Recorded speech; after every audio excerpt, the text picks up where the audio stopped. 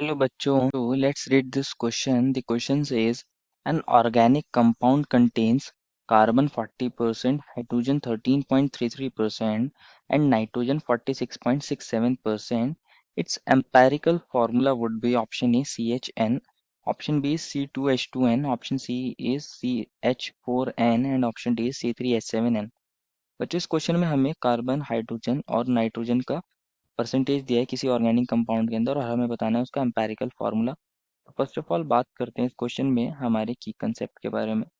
बच्चों अगर हमें तीनों के परसेंटेज दिए गए हैं तो हमें तीनों के एटम्स के बारे में पता होना चाहिए कि रिलेटिव एटम्स कितने प्रेजेंट हैं इन ऑर्गेनिक कंपाउंड। तो हमारा की कंसेप्ट क्या होगा? Relative atoms present in the compound या प्रेजेंट इन ऑर्गेनिक कंपाउंड। अगर हमें पता चल जाए कि हमारे पास कितने एटम्स प्रेजेंट हैं रिलेटिव हमारे ऑर्गेनिक कंपाउंड के अंदर, कि अगर हमारे पास एक कार्बन है तो उसके कॉरस्पॉन्डिंग कितने हाइड्रोजन या नाइट्रोजन एटम प्रेजेंट होंगे, तो हम बता सकते हैं हमारा एम्पेरिकल फार्मूला क्या होगा। तो हमारा एम्पेरिकल फार्मूला डिटरमाइन करना इजी हो जाएगा। इसको हम कैसे समझ सकते हैं? हम इसको समझ सकते हैं थ्रू दिस मेथड। इस चार्ट की हेल्प से हम समझेंगे। अभी हमें कौन कौन से आइटम्स दिए गए हैं इनको देखते हैं। हमें मिला है बच्चों कार्बन मिला है, कार्बन लिख लेते हैं, और हमें मिला है हाइड्रोजन, ये हमारा हाइड्रोजन है, और मिला है नाइट्रोजन। और इन सब के कितने परसेंटेज मिला है, क्या क्या इनका परसेंटेज है, अगर बात करें इनके परसेंटेज की। परसेंटेज तो हमारे कार्बन का परसेंटेज दिया है बच्चों कितना? 40% के अबाउट हमें कार्बन दिया था। इसको चेक कर लेते हैं। यस, 40% हमें दिया है कार्बन। दिस इज 40 अगर मैं परसेंटेज में बात करूं। और हमारे पास हाइड्रोजन कितना दिया है? 13.33%। और हमारे पास नाइट्रोजन का परसेंटेज कितना है? 46.67%। अगर बात करें इनके एटॉमिक वेट्स की, एक्चुअल में इनका एटॉमिक वेट कितना होता है? एक्चुअल में इनका एटॉमिक वेट होता है हमारे पास कार्बन का 12 ग्राम के अराउंड होता है, और हमारे पास हाइड्रोजन का 1 ग्राम होता है, और नाइट्रोजन का 14 ग्राम होता है हमारे पास। तो अगर हम बात करें नंबर ऑफ एटम्स की, या बात करें रिलेटिव नंबर ऑफ एटम्स की, रिलेटिव नंबर ऑफ एटम्स कैसे निकालते हैं समझते हैं। जैसे हम बच्चों, हमारे पास अगर हमें एटम्स निकालने होते हैं, हम क्या करते हैं, गिवन वेट को मॉलिक्यूलर वेट से डिवाइड कर देते हैं अगर हमें नंबर ऑफ मोल्स निकालने हैं। या हम सिंपली बात करें, अगर हमारे पास गिवन वेट दे रखा है हमें हमें कार्बन का, और हमें उसके अंदर एटम्स निकालने हैं, तो हम एक कार्बन के एटॉमिक वेट से उसको डिवाइड कर देंगे तो हमें नंबर ऑफ एटम्स पता चल जाएंगे। तो रिलेटिव नंबर ऑफ एटम्स को हम ऐसे निकाल सकते हैं, रिलेटिव नंबर ऑफ एटम्स, या हमें जो गिवन परसेंटेज है उसको गिवन वेट मान के उसको डिवाइड कर देंगे एटॉमिक वेट से। क्योंकि जो परसेंटेज दिया है हम उसको वेट में कंसिडर कर रहे हैं कि उतना ग्राम कार्बन प्रेजेंट होगा।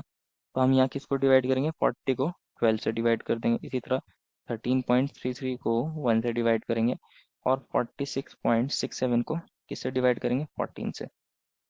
अगर 40 को 12 से डिवाइड करते हैं बच्चों तो 12 3 36 होता है, और हम पॉइंट लगाएंगे तो हमारे पास एक जीरो आ जाएगा, रिमाइंडर बचेगा 4, 4 जीरो अगेन आ जाएगा, तो ये 3.33 का राउंड आ जाता है। अगर 13.33 को 1 से डिवाइड करोगे तो हमारे पास 13.33 आएगा। तो बच्चों अगर इसको हम इससे डिवाइड करते हैं 46.67 को 14 से, तो 14 थ्री ज़ा 42 होता है, और हमारे पास क्या आ जाएगा बच्चों? 4.67 आएगा, जिसके लिए हमें फिर अगेन पॉइंट लगाना पड़ेगा, और हमारे पास क्या बन जाएगा? हमारे पास अगेन थ्री थ्री टाइम्स चले गए, तो ये अगेन कितना आ जाएगा? 3.33 या 34 लिख सकते हैं इसको। अब हमारे पास ये तो पता चल गया कि हमारे पास एटम्स कितने होंगे। इनको हम किसके अंदर कन्वर्ट कर लेते हैं? सिंपलेस्ट होल नंबर रेशियो के अंदर, क्योंकि हमारे पास डेसिमल फॉर्म में तो एटम्स होंगे नहीं। तो इनको सिंपलेस्ट होल नंबर में कन्वर्ट कर लेते हैं, सिंपलेस्ट होल नंबर के अंदर कन्वर्ट।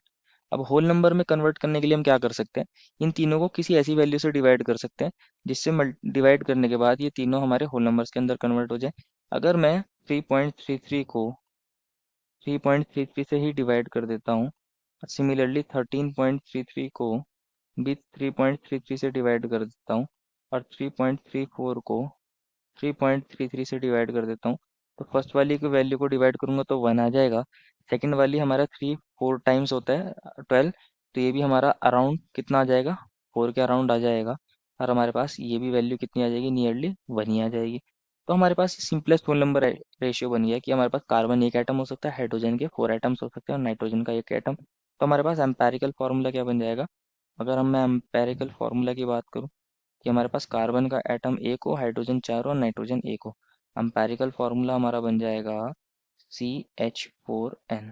इसको अपने ऑप्शन में चेक कर लेते हैं कौन सा ऑप्शन में दिया है।